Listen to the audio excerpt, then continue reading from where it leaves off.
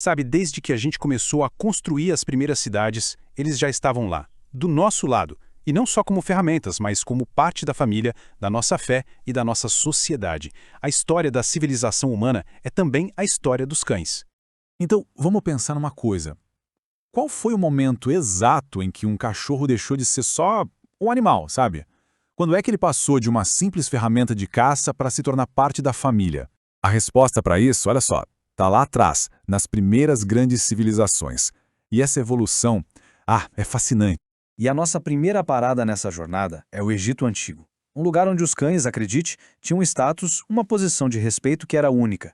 E não só em vida não, mas também, e talvez principalmente, na vida após a morte. Pois é, no Egito, os cachorros não eram só bichos, eles eram tratados como família de verdade.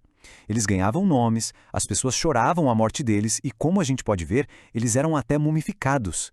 Tudo isso para quê? Para poderem acompanhar seus donos na vida após a morte.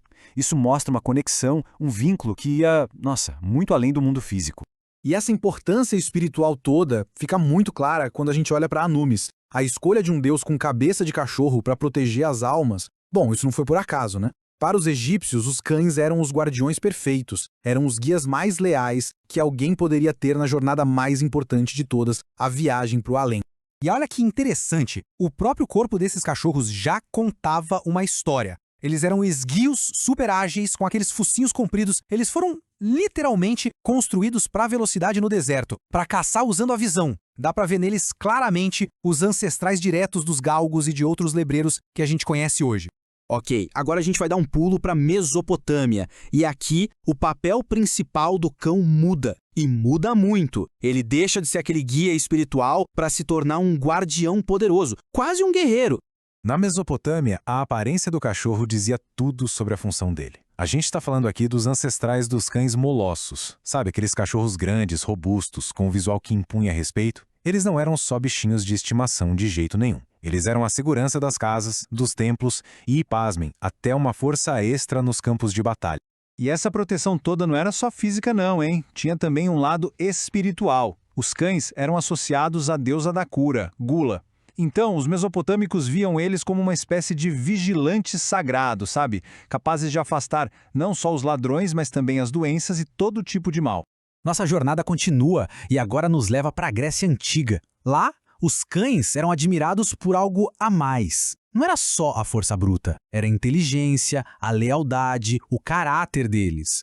Os gregos tinham uma visão dupla sobre os cães. Por um lado, na mitologia, eles eram verdadeiras lendas. Pensa só, Cérbero, o cão de 3 cabeças que guardava o submundo. Ou então o Argus, o maior símbolo de lealdade que existe. Mas aí, na vida real, no dia a dia, eles eram parceiros essenciais. Ótimos caçadores, guardiões atentos e, o que é muito importante, cada vez mais, simplesmente amigos. E esse respeito pelos cachorros chegou até nos maiores pensadores da época. O próprio Aristóteles. Ele parou para observar e escrever sobre o comportamento dos cães. E ele percebeu uma coisa fundamental, que os cães não agiam só por instinto. Eles tinham a capacidade de aprender, de raciocinar. Isso, gente, foi um salto gigantesco na forma como os humanos viam esses animais. É aqui que a gente começa a ver o nascimento do cão especialista. Claro, as raças como a gente conhece hoje ainda não existiam, mas a semente da ideia já estava lá. Os gregos começaram a selecionar e criar cães para tarefas bem específicas, alguns para caça, outros para guarda e outros só para companhia. Aquele conceito de um cachorro para cada função, bom, tudo começou ali. Tá, mas e aí? Como é que esses modelos, esses arquétipos tão antigos, se conectam com os cachorros que a gente tem em casa hoje? Vamos dar uma olhada em como esse legado de milênios de anos continua vivo. Essa nossa viagem pela história mostra uma evolução bem clara, né?